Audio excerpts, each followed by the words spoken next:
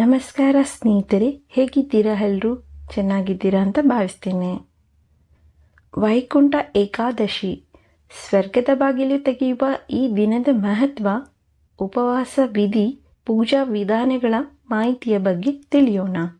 ಹಿಂದೂ ಧರ್ಮದಲ್ಲಿ ಪ್ರತಿಯೊಂದು ಆಚರಣೆಯು ವಿಶಿಷ್ಟ ಹಾಗೂ ವಿಶೇಷ. ಹಿಂದೂಗಳು ಪ್ರತಿ ತಿಂಗಳು ಏಕಾದಶಿ ವ್ರತ ಆಚರಿಸುತ್ತಾರೆ. ವಿಷ್ಣುವನ್ನು ಆರಾಧಿಸುವ ದಿನ ಏಕಾದಶಿ. ಈ ದಿನ ಉಪವಾಸ ಮಾಡುವ ಮೂಲಕ ದೇವರ ಕೃಪೆಗೆ ಪಾತ್ರರಾಗಲು ಬಯಸುತ್ತಾರೆ. ಒಂದು ತಿಂಗಳಲ್ಲಿ 2 ಬಾರಿ ಏಕಾದಶಿ ಬರುತ್ತದೆ. ಕೃಷ್ಣ ಪಕ್ಷದಲ್ಲಿ ಒಮ್ಮೆ ಏಕಾದಶಿ ಬಂದರೆ ಇನ್ನೊಮ್ಮೆ ಶುಕ್ಲ ಪಕ್ಷದಲ್ಲಿ ಏಕಾದಶಿ ಆಚರಣೆ ಇರುತ್ತದೆ. ವರ್ಷದಲ್ಲಿ ಒಟ್ಟು 24 ಏಕಾದಶಿಗಳಿರುತ್ತದೆ. ಡಿಸೆಂಬರ್ನಲ್ಲೂ 2 ಏಕಾದಶಿಗಳಿದ್ದು, ಈಗಾಗಲೇ ಉನ್ನತ ಏಕಾದಶಿ ಡಿಸೆಂಬರ್ 8ರಲ್ಲಿ ಮುಗಿದಿದೆ.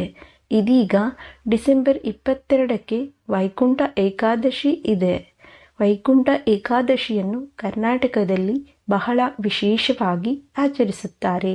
ಈ ವರ್ಷ 2 ಬಾರಿ ವೈಕುಂಠ ಏಕಾದಶಿ ಬಂದಿರುವುದು ವಿಶೇಷ.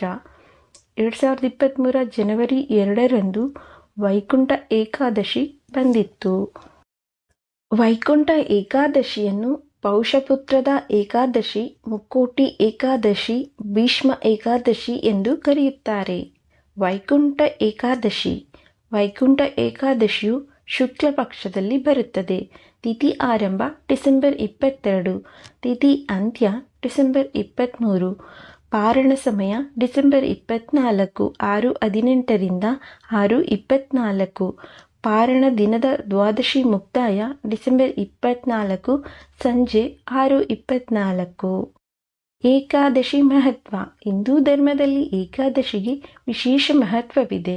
ಈ ದಿನ ಕಠಿಣ ಉಪವಾಸ ವ್ರತ ಆಚರಿಸುವ ಮೂಲಕ ದೇವರ ಕೃಪೆಗೆ ಪಾತ್ರರಾಗುತ್ತಾರೆ. ಅಲ್ಲದೆ ಈ ದಿನದಂದು ಭಗವಾನ್ ವಿಷ್ಣುವಿಗೆ ಭಕ್ತಿ ಹಾಗೂ ಸಮರ್ಪಣಾ ಭಾವದಿಂದ ಪೂಜೆ ಸಲ್ಲಿಸುತ್ತಾರೆ. ಏಕಾದಶಿ ವ್ರತವನ್ನು ಯಾರು ಪೂರ್ಣ ಹೃದಯದಿಂದ ಆಚರಿಸುತ್ತಾರೋ ಅವರ ಎಲ್ಲ ಕಷ್ಟಗಳು ಹಾಗೂ ಸಮಸ್ಯೆಗಳಿಂದ ಮುಕ್ತರಾಗುತ್ತಾರೆ. ಅವರಿಗೆ ವಿಷ್ಣುವು ವೈಕುಂಠಧಾಮದಲ್ಲಿ ಸ್ಥಾನ ನೀಡುತ್ತಾನೆ ಎಂದು ನಂಬಲಾಗಿದೆ. ಈ ದಿನ ಕೇವಲ ಹಣ್ಣು ಹಾಗೂ ಹಾಲು ಕುಡಿದು ದೇವರನ್ನು ಭಜಿಸುತ್ತಾರೆ. ಪಾರಣ ಸಮಯದಲ್ಲಿ ದ್ವಾದಶಿ ತಿಥಿಯಂದು ಉಪವಾಸವನ್ನು ಸಂಪೂರ್ಣವಾಗಿ ಮುರಿಯುವುದು ವಾಡಿಕೆ. ಏಕಾದಶಿ ಪೂಜಾ ವಿಧಾನಗಳು. ಏಕಾದಶಿಯಂದು ಬೆಳಗ್ಗೆ ಬೇಗ ಎದ್ದು ಪವಿತ್ರ ಸ್ನಾನ ಮಾಡಬೇಕು. ಮನೆ ಹಾಗೂ ಪೂಜಾ ಕೋಣೆಯನ್ನು ಸ್ವಚ್ಛಗೊಳಿಸಬೇಕು. ಮರದ ಮಣೆ ಅಥವಾ ಹಲಗೆಯ ಮೇಲೆ ವಿಷ್ಣುವಿನ ವಿಗ್ರಹ ಹಾಗೂ ಯಂತ್ರವನ್ನು ಇರಿಸಬೇಕು. ದೇಸಿ ತುಪ್ಪದಿಂದ ದೀಪ ಬೆಳಗಬೇಕು. ವಿಷ್ಣುವಿನ ಮೂರ್ತಿ ಹಾಗೂ ಯಂತ್ರವನ್ನು ಹೂಗಳಿಂದ ಅಲಂಕರಿಸಿ ಸಿಹಿ ತಿಂಡಿ ಹಾಗೂ ತುಳಸಿ ದಳವನ್ನು ಅರ್ಪಿಸಬೇಕು. ತುಳಸಿ ದಳವು ವಿಷ್ಣುವಿಗೆ ಪ್ರಿಯವಾದ ವಸ್ತುಗಳಲ್ಲಿ ಒಂದಾಗಿದೆ. ಆ ಕಾರಣಕ್ಕೆ ತುಳಸಿ ದಳವಿಲ್ಲದೆ ಪೂಜೆ ಅಪೂರ್ಣ ಎಂದು ಹೇಳಲಾಗುತ್ತದೆ. ಸಂಜೆಯು ನೈವೇದ್ಯ ಹಾಗೂ ಪಂಚಾಮೃತವನ್ನು ಅರ್ಪಿಸಿ ದೇವರಿಗೆ ಪೂಜೆಯನ್ನು ಸಲ್ಲಿಸಬೇಕು. ಪೂಜೆ ಆರತಿ ಮುಗಿದ ಬಳಿಕ ನೀವು ಹಣ್ಣುಗಳನ್ನು ತಿನ್ನಬಹುದು. ದ್ವಾದಶಿ ತಿಥಿಯಂದು ಏಕಾದಶಿ ವ್ರತವು ಪೂರ್ಣವಾಗುತ್ತದೆ. ಮಂತ್ರ. ಓಂ ನಮೋ ಭಗವತೆ ವಾಸುದೇವಾಯ ನಮಃ. ಶ್ರೀ ಕೃಷ್ಣ ಗೋವಿಂದ ಹರೇ ಮುರಾರಿ, ಹೇ ನಾಥ ನಾರಾಯಣ ವಾಸುದೇವ.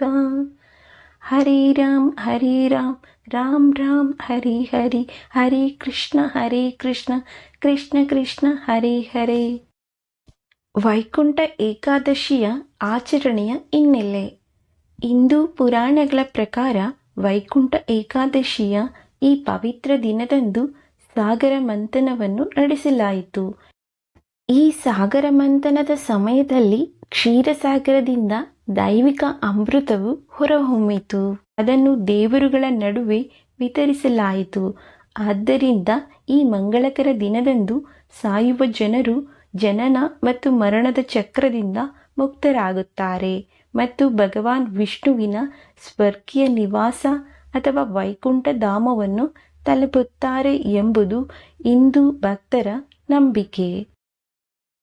ಸ್ನೇಹಿತರೆ, ಈ ವಿಡಿಯೋ ನಿಮಗೆ ಇಷ್ಟ ಆಗಿದ್ದರೆ ದಯವಿಟ್ಟು ನಮ್ಮ ಚಾನಲನ್ನು ಸಬ್ಸ್ಕ್ರೈಬ್ ಮಾಡಿ, ಲೈಕ್ ಮಾಡಿ, ಶೇರ್ ಮಾಡಿ.